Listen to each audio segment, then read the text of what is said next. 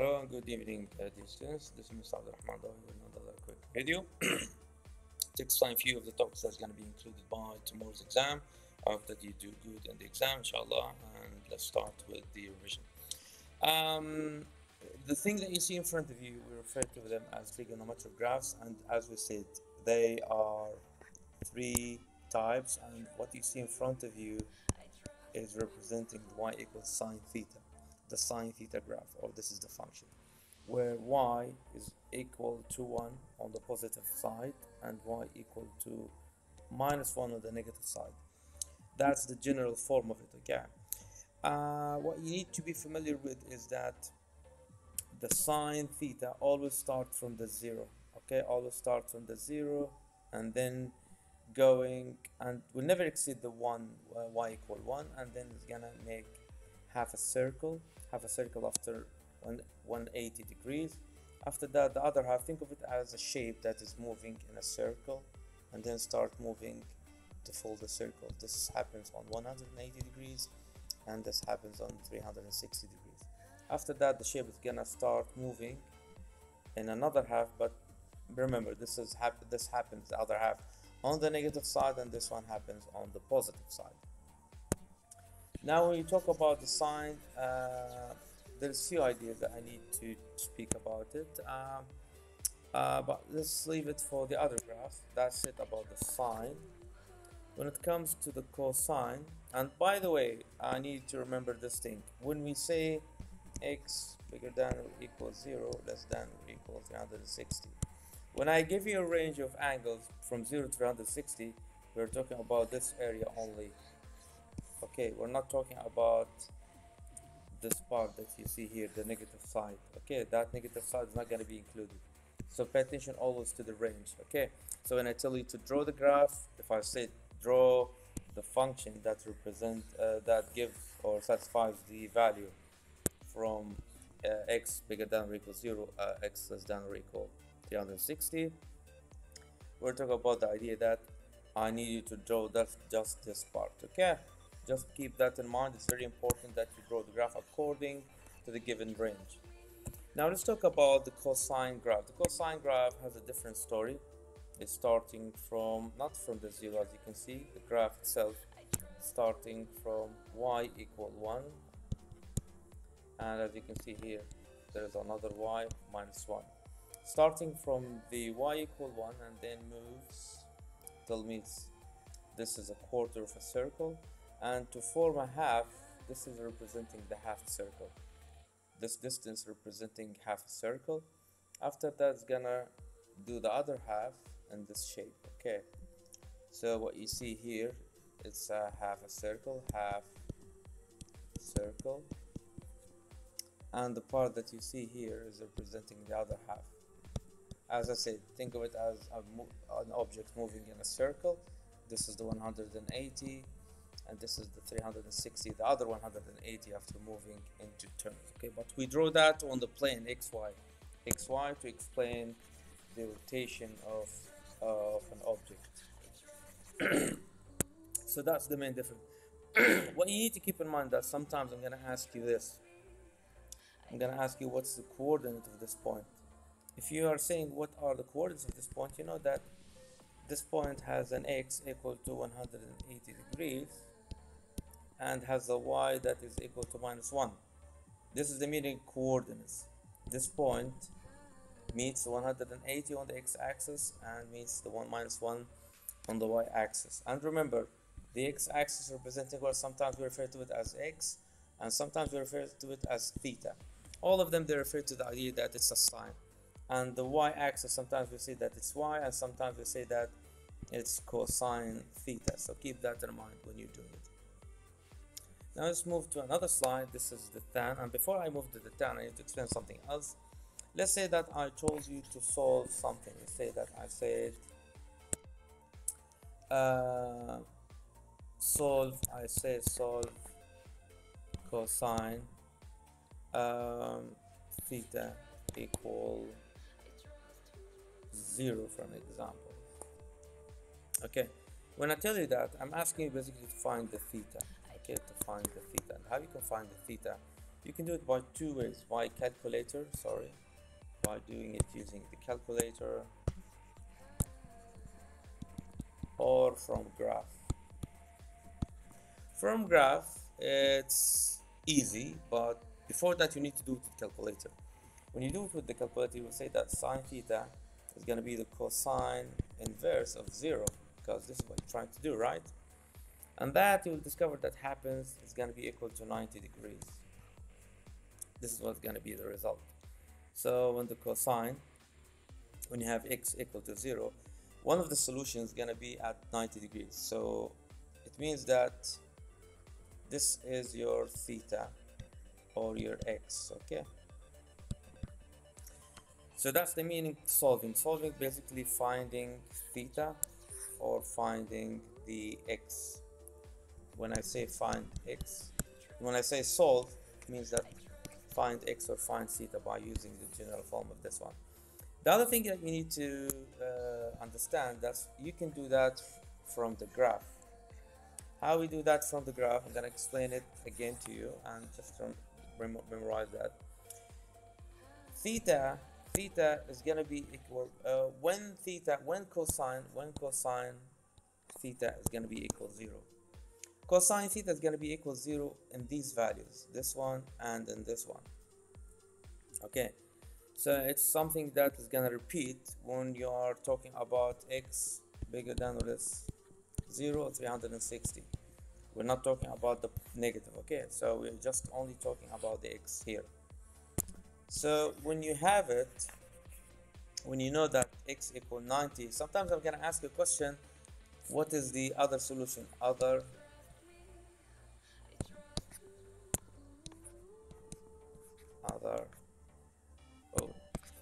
I'm not focused today. What is the my bad.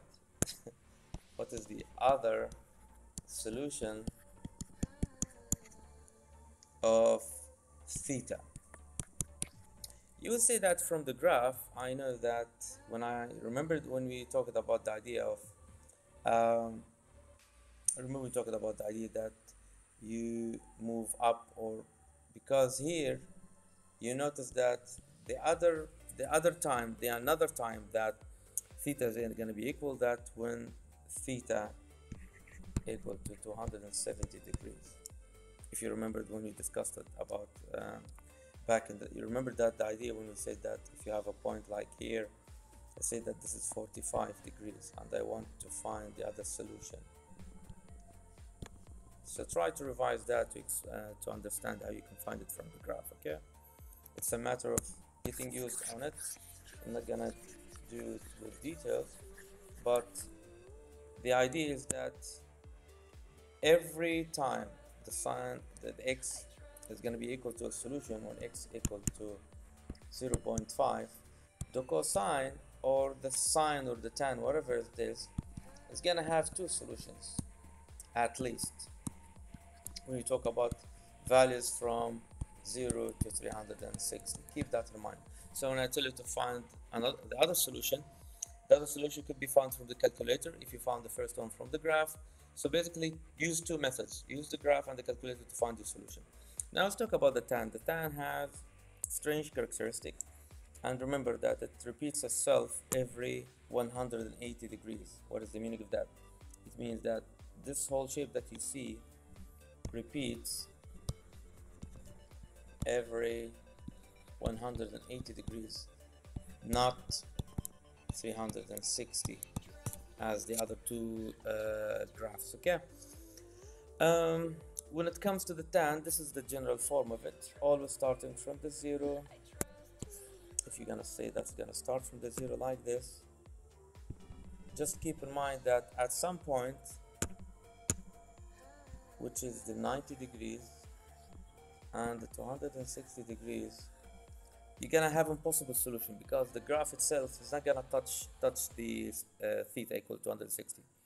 The graph is gonna run away. Think of it like this. This is the graph and it's gonna run away and will not touch, okay?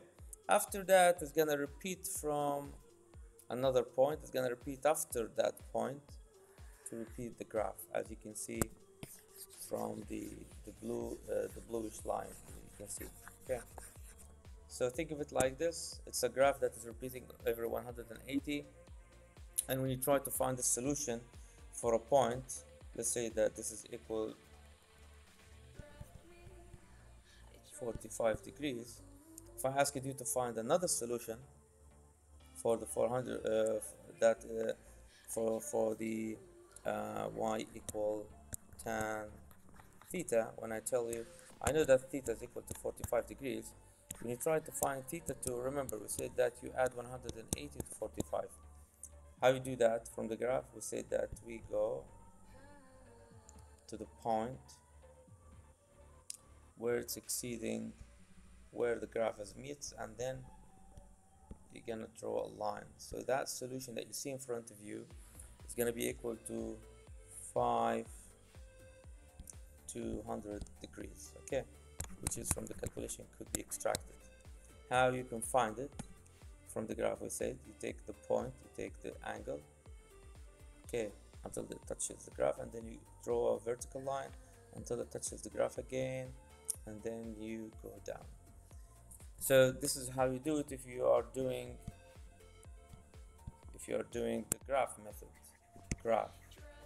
But if you're doing calculator, this is how you do it. Okay. Now enough talking about graphs. Let's move to your dear problems related to graph vectors. This is from a graph in front of you, and this graph, at some point we're gonna try to find this. I'm gonna draw a straight line. It's gonna be 0p graph or 0p vector. The problem is asking you, as you can see, this is equal OA. I'm gonna draw with the handwriting. OA is equal, as a vector, is equal to A small, and OB vector is equal to B small. Okay. The first request, he said find AB in terms of AN plus and B. So if you remember, we said that if you want to find AB, we're talking about this one right now, AB is part of the triangle, and we will say that AB, according to this triangle, is going to be equal to minus OA or AO, it's up to you, plus OB. So AA is going to be equal to minus A plus B, means that's going to be equal to B minus A. This is the first solution. Okay, so all of this is going to be equal to B minus A. Now the other request, or actually from the question, he said that the ratio between AP and PB is going to be a ratio of 3 to 1. So this part here is going to be 3, and this part is going to be 1. The ratio, if you can see the point P. The point P is splitting AB into a ratio of 3 to 1. So what is the meaning of that? It means that AP is going to be equal to what? It's going to be equal to 3/4 AB, while the line PB, if you want to call it PB, is going to be equal to 1/4 of AB. Keep that in mind. Okay. Now he wants you to find the OP. Okay. So now the final challenge is to find OP. How you can find OP? I'm gonna erase these parts because you're watching a video. You can repeat it whenever you like. So at this part, he wants this line now. You will say that, okay, if I want this one, I need at least to know this vector, and I need to know this vector, right? This one we already know, it's equal to B, but I need this part now, the BP. The BP is gonna be equal to, we would call it BP if you want to call it BP, but since we use the term PB, you will keep it as it is if you want, but I don't want to make it confusing for you. Just know one thing, if you're gonna call it PB, it's gonna be like this, but if you're gonna call it BP, going to be equal to negative quarter AB. So keep that information in your mind. So we say that BP, and before we do BP, we just write the request. He said OP. OP, we say that's going to be equal to OB plus BP. Okay, means that's going to be equal to B small plus the BP, according to what I have here, is going to be equal to minus quarter AB. So it's going to be equal to B plus minus quarter. What is the AB value? The AB value, if you remember, the A value is going to be equal AB from the previous request. It was equal to B minus A. So it's going to be minus quarter multiplied in B minus A. Pay attention to the brackets that I'm doing. So this is going to be equal to B minus quarter B plus quarter A. Okay, pay attention to how to expand. So the B minus quarter B is going to be equal to 3 quarters B plus quarter A. It means that OP, and by the way, OP also called position vector of P. Sometimes I ask you to find OP, and sometimes I ask you to find the position vector of B. So OP is going to be equal, from the solution here, it's going to be equal, try to organize your solution, always write it in order, quarter A plus 3 quarters B. So this is the kind of things that you're going to find in the exam. Now let's go to another point, guys. Sometimes I give you a point in space and I tell you that point is going to be M, where M has a coordinates of -2 and 6. And I give you another information saying that the vector Mn, the column vector of Mn is -3, 5. And I ask you to find the coordinates of point N. So you start wondering, saying, whoa, what is this? It's confusing. Sometimes it's a column vector, and sometimes it's a coordinates. So you take it easy, and step by step you understand that you're drawing the straight line from M to N, okay? Using this notation. So you're gonna start from the point here, M, and you're gonna draw, you will say that M is gonna meet N after moving 3 steps into the negative side of X and 5 steps in the YX. So what is the meaning of that? It means that you're gonna move 1 step, 2 step, 3 step in the X-axis, this is the -3, and you're gonna move 5 steps in the positive direction of Y. 1, 2, 3, 4, 5. This is gonna be the idea.